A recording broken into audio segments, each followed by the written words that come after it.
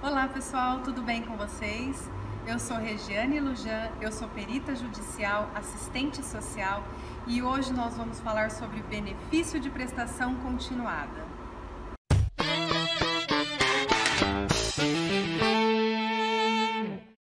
O benefício de prestação continuada, ele é um benefício da assistência social administrado pelo INSS e ele é popularmente conhecido como LOAS. Mas de onde vem esse LOAS? Essa lei é a Lei Orgânica da Assistência Social e é nela, no artigo 20, que está escrito a respeito do benefício de prestação continuada. O benefício de prestação continuada, nós vamos chamar aqui de BPC. Muitas pessoas confundem o benefício de prestação continuada com a LOAS ou confundem com uma aposentadoria, mas não é uma aposentadoria. LOAS é o nome da lei, mas nós podemos chamá-lo de BPC, que é benefício de prestação continuada. Ele é a garantia de um salário mínimo mensal para o idoso com idade igual ou superior a 65 anos e para a pessoa com deficiência, desde que ambos comprovem a situação de vulnerabilidade, ou seja, ele não tem como se sustentar e nem ser sustentado pela família. Por ele ser um benefício assistencial, ele não necessita de contribuição previdenciária. Ele não gera 13º e ele é personalíssimo, ou seja, ele não gera pensão por morte. Na falta do beneficiário, esse benefício é cessado. Para fazer o requerimento do benefício de prestação continuada, o requerente precisa fazer um cadastro único no CRAS. Esse cadastro único precisa ser realizado, estar sempre atualizado. Esse requerimento do benefício pode ser feito diretamente no CRAS, quando fizer o cadastro único. Pode ser feito através do número de telefone 135 ou até mesmo pelo aplicativo Meu INSS. Feito o cadastro único, faz-se o pedido do benefício. Se for o idoso, ele precisa comprovar a necessidade e também precisa comprovar a situação socioeconômica. A pessoa com deficiência precisa comprovar a deficiência, qual é o grau de deficiência, se impossibilita ela para o trabalho e também comprovar a situação socioeconômica. O critério da renda per capita funciona da seguinte maneira. Para a concessão do benefício, a renda per capita familiar precisa ser até no valor de 1/4 de salário mínimo. Ou seja, o salário mínimo é de R$ 1.100. Dividido por 4, dá-se o valor de R$ 275.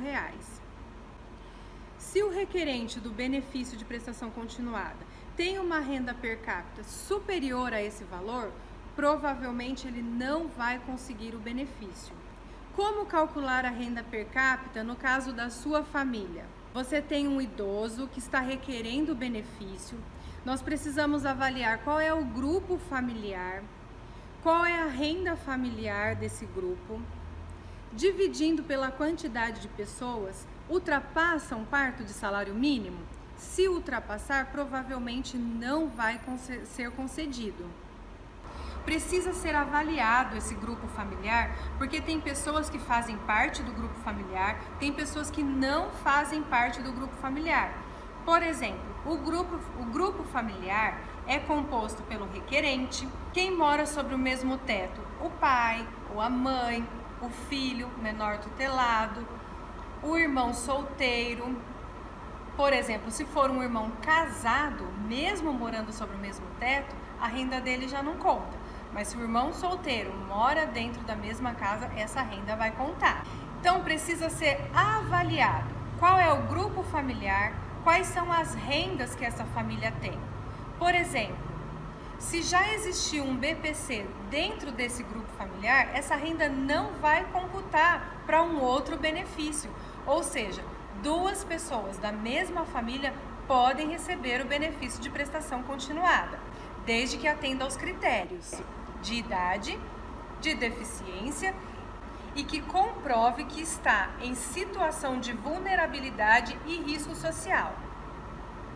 Lembrando que o benefício de prestação continuada é um benefício para garantir os mínimos sociais. É um benefício muito importante, precisa ser bem avaliado para que possa alcançar essas pessoas que estão nessa condição de vulnerabilidade e risco social.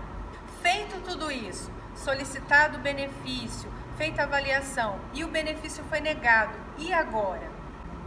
Ainda existe uma possibilidade para tentar conseguir o benefício ou para reaver o benefício no caso dele ter sido suspenso.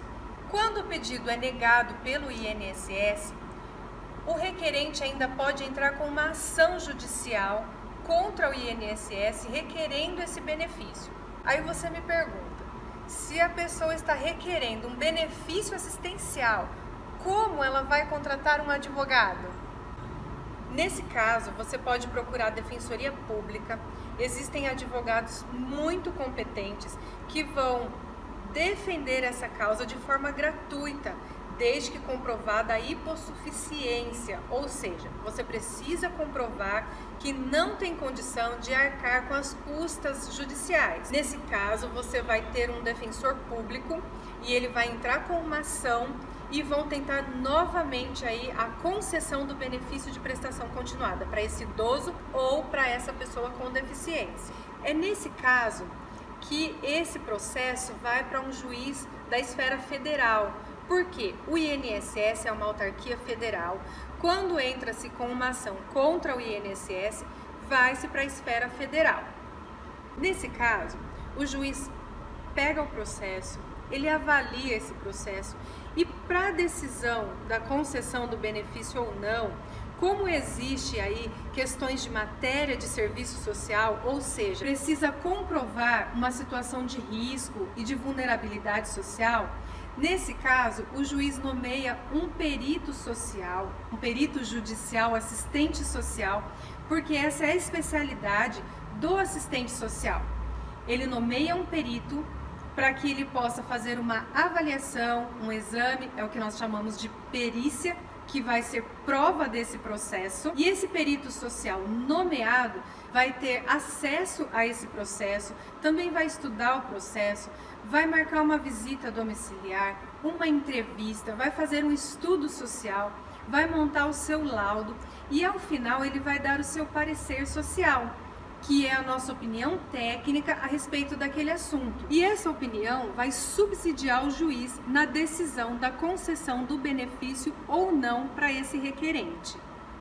Quando o benefício é solicitado somente por um idoso, geralmente faz-se somente uma perícia social. Quando esse benefício é solicitado pela pessoa com deficiência, geralmente é pedido uma perícia social e também uma perícia médica, porque a pessoa com deficiência ela precisa comprovar a deficiência, o grau da deficiência, qual é o nível de comprometimento, se não consegue mais trabalhar, se não consegue desenvolver nenhuma atividade laborativa. O médico vai fazer a avaliação da deficiência, lembrando que ela pode ser física, mental, intelectual, sensorial. Nesse caso vai ser nomeado um médico especialista no assunto para fazer a perícia e também dar o seu laudo, sendo favorável ou não à concessão daquele benefício. Em posse desses laudos, o juiz vai avaliar cada laudo, as partes também vão avaliar os laudos e então o juiz vai dar a sua sentença, deferindo ou não o benefício para o idoso ou para a pessoa com deficiência. Recapitulando, benefício de prestação continuada é um benefício da assistência social ao idoso acima de 65 anos ou para a pessoa com deficiência, desde que ambos comprovem a situação de vulnerabilidade e risco social. Lembrando que a renda per capita precisa ser inferior a 1/4 de salário mínimo. Se você conhece um idoso ou uma pessoa com deficiência que se enquadra nesses critérios, não deixe de orientar, peça para que vá a um CRAS, que faça o cadastro único, solicite esse benefício, porque é um benefício muito importante para que possa garantir os mínimos sociais para essa pessoa. Então é isso, pessoal. O vídeo de hoje falamos sobre benefício de prestação continuada. Se você tiver alguma dúvida, pode nos enviar. Nos sigam nas nossas redes sociais. Assine o canal, ative o sininho para você poder receber as notificações dos novos vídeos que nós vamos colocar aqui no canal.